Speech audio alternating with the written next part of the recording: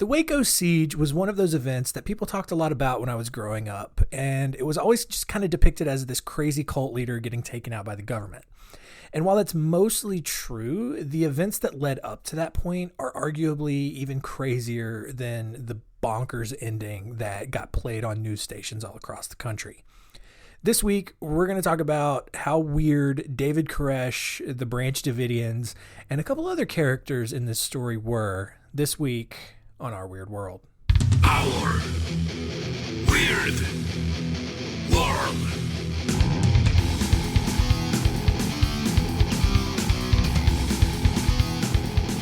Hey everyone, and welcome to Our Weird World. I'm your host, John Henson, and if you listen to the David Berg episode, episode number 3, you're going to be pretty familiar with how this story goes. There are a lot of similarities here.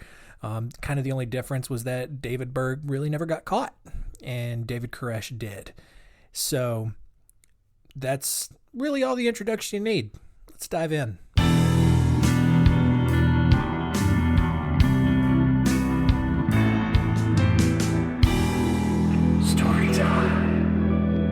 Vernon Howell was born on August 17th, 1959 to 14-year-old Bonnie Sue Clark in Houston, Texas. And his father, Bobby Wayne Howell, quickly left Bonnie Sue for another teenage girl who didn't have a kid. So already setting up for just a great start in life. All right, your mom is 14 years older than you. Your dad left without really ever meeting you. And it was the start of a bad childhood. You know, nothing really ever dramatic happened. Like, for example, Albert Fish, a couple of episodes ago where, you know, he saw a horse get lit on fire. But, you know, Vernon still had difficulty in school. He was dyslexic.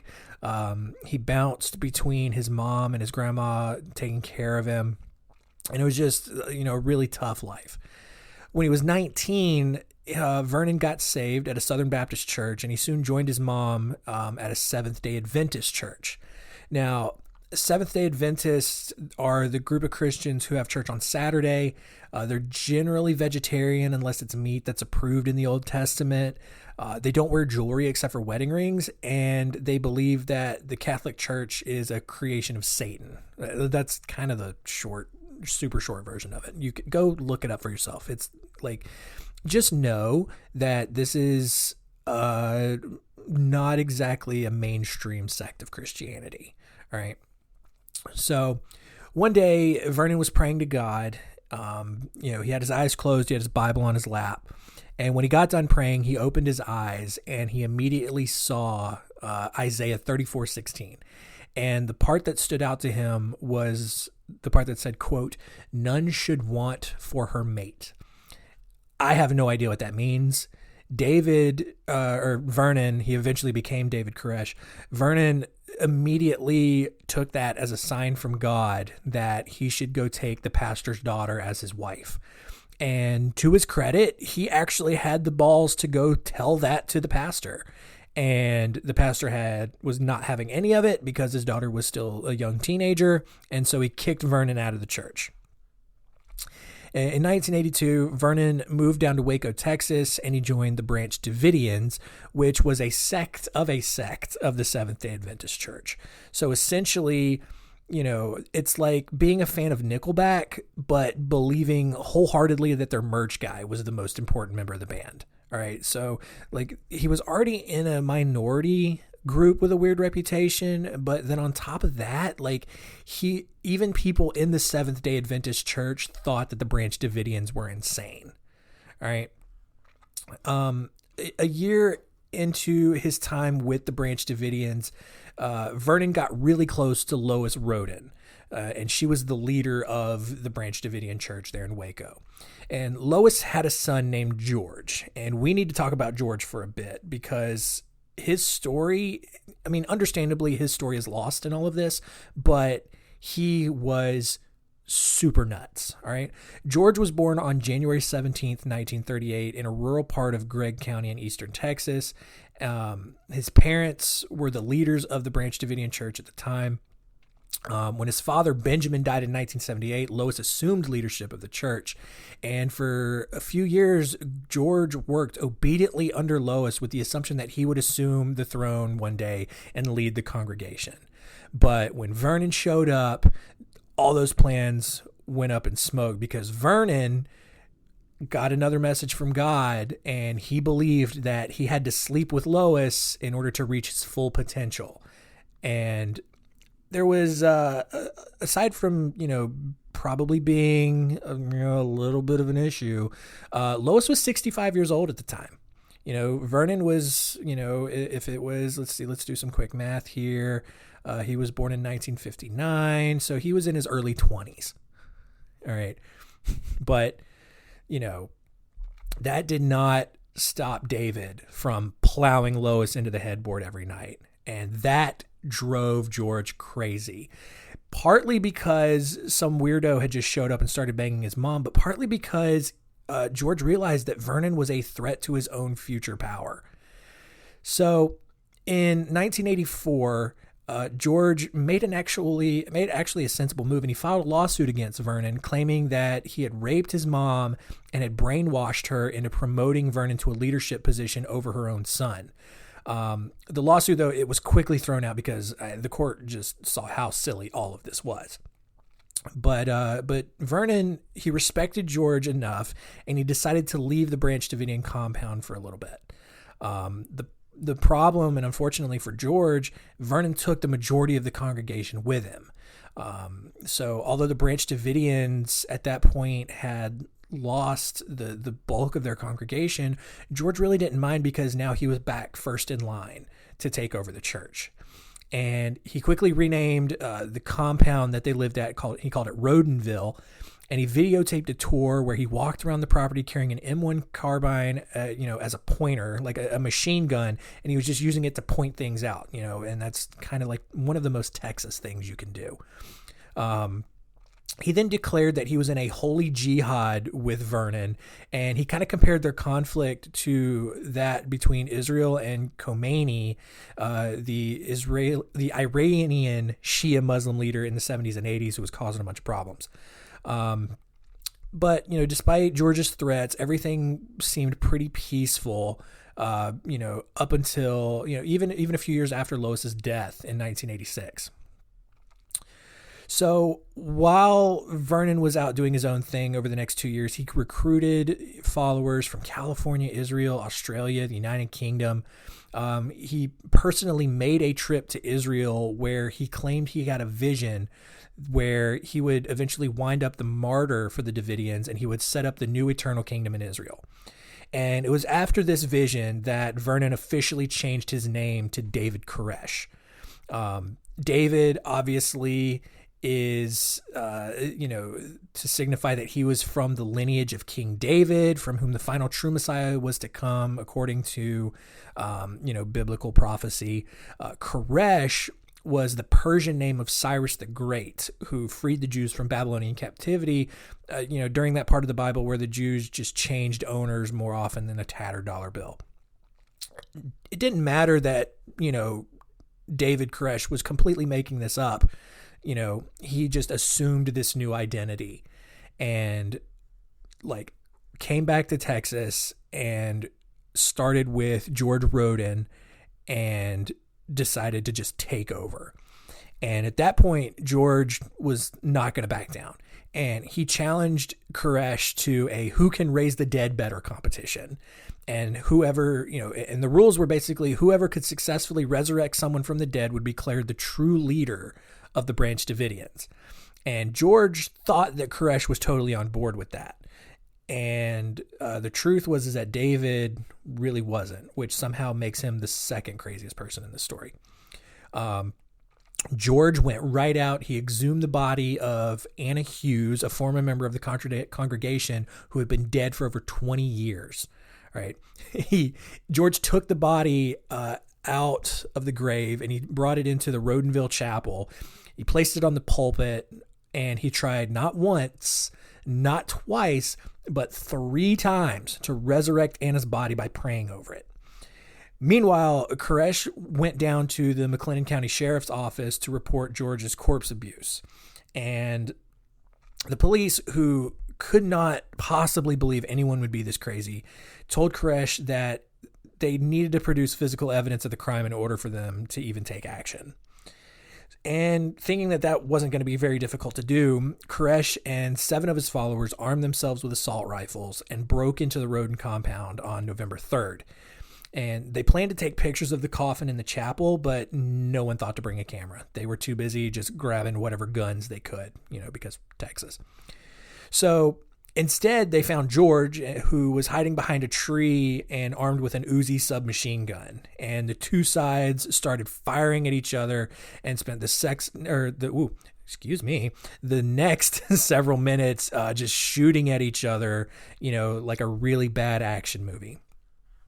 George ended up getting shot in the hand and the chest, but he managed to escape and go tell the police.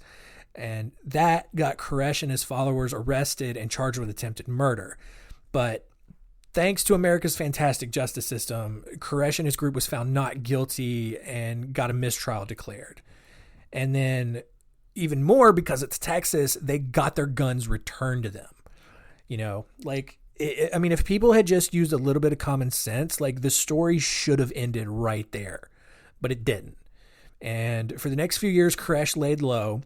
Meanwhile, George Roden, who I need to point out here, George Roden looked like Toby Keith. He looked like he and Toby Keith could be twin brothers. Just to kind of give you a little bit of visual there. George Roden, he left Rodenville, moved to the town of Odessa in West Texas. And 2 years later, George and his roommate, Wayman Dale Adair, got into an argument over who was the true Messiah. How many people in Texas in the 1980s thought that they were the Messiah? There's at least 3 people right here in this story. And Texas is a big place, so there's undoubtedly more people. And there are other cults and a couple of other stories that, add on to this number that we may get to later on. But Adair, he thought he was the Messiah, and George believed that Koresh had sent Adair to kill him. And a fight broke out. George ended up bludgeoning Adair to death with an axe. George got arrested pretty quickly. He was put on trial for Adair's murder, but he was found not guilty by reason of insanity, and he was sent to Big Spring State Hospital instead of jail. Well, at that point, all of Koresh's opponents were taken care of. And so David, he's fully in control of the Branch Davidian Church at this point, and he starts arranging spiritual marriages with both married and single women in his cult, including one 13-year-old girl that he eventually got pregnant.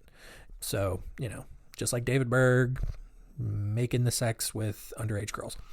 The girl's parents were totally okay with this, by the way, since their other daughter was already Koresh's legal wife, which, worst parents ever, Hall of Fame, right there.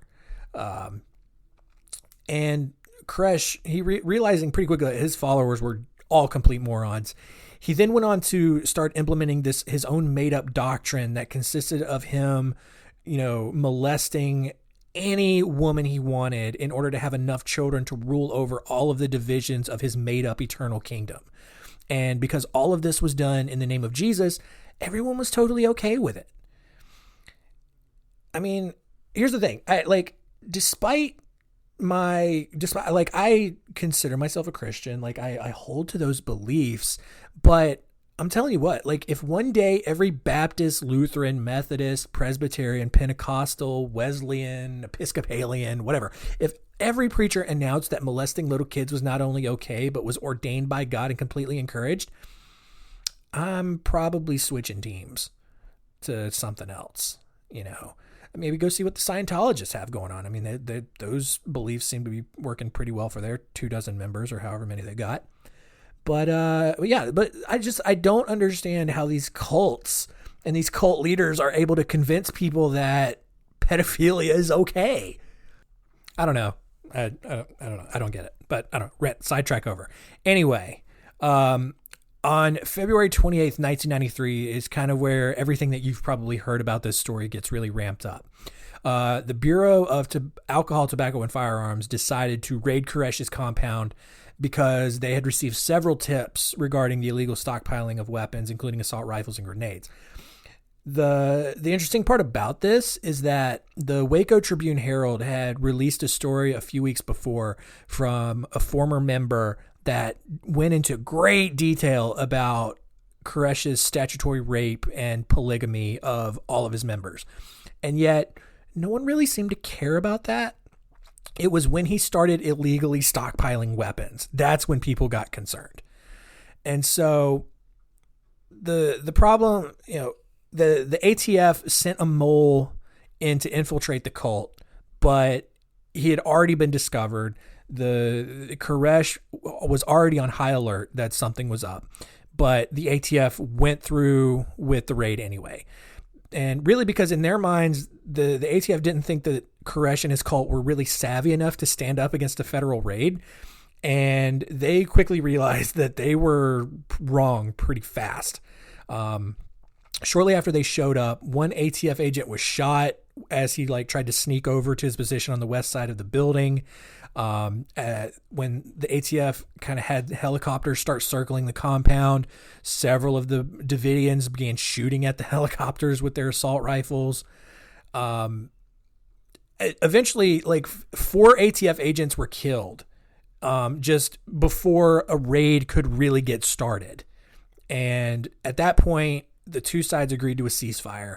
And for the next 51 days, the FBI went back and forth with Koresh and the Davidians by telephone, just trying to negotiate the release of the children, even though they were totally destined to grow up completely scarred for life by all of this.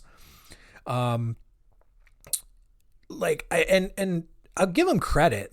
Trying to talk to someone for nearly 2 months without success has to be a super frustrating thing.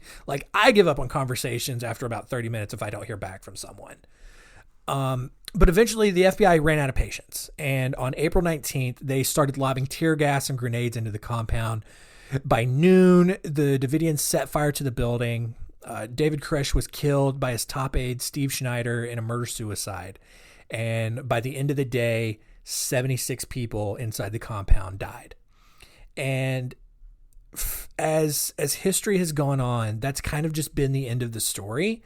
But we cannot forget about George Roden in all of this, all right?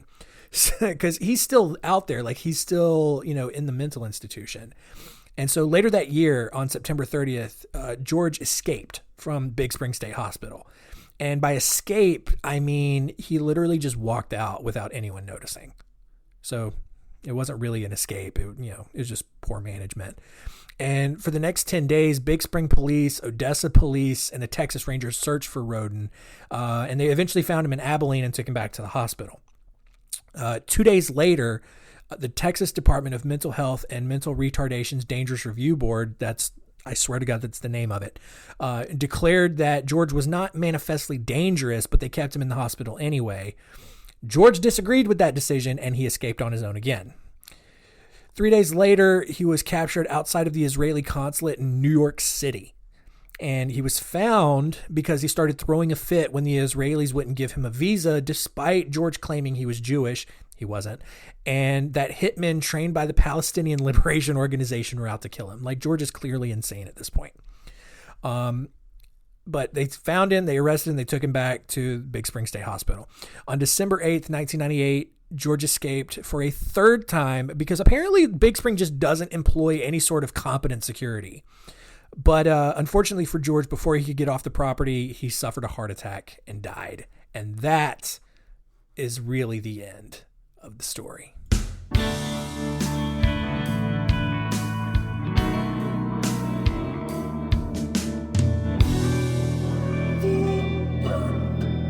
There you go. Crazy, right? You probably heard the story of just kind of the raid and the standoff and all of that. And so that's kind of why I gave sort of a higher end view of it. It didn't really go into the details of it because that agents showed up with tanks and they bombed the place, and the compound was set on fire and a bunch of people died. And so, rather than go over a lot of what most people already know, I like to go into the lesser known sides of the story. And so that's kind of what we're going to do here. But what did we learn from all of this?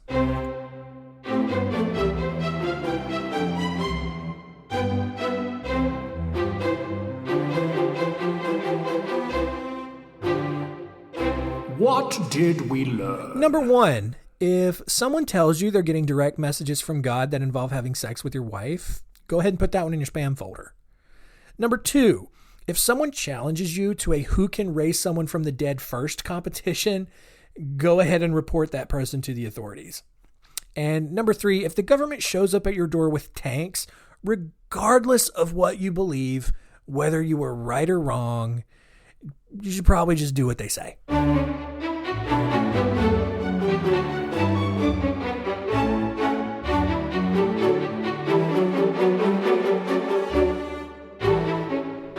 Next week on Our Weird World, I am going to tell you the story of John Brennan Crutchley, a weird, creepy little man from Florida. Where else? This one's pretty underrated, and I think you're going to enjoy it. So thanks for listening. Tell all your friends, and keep it weird.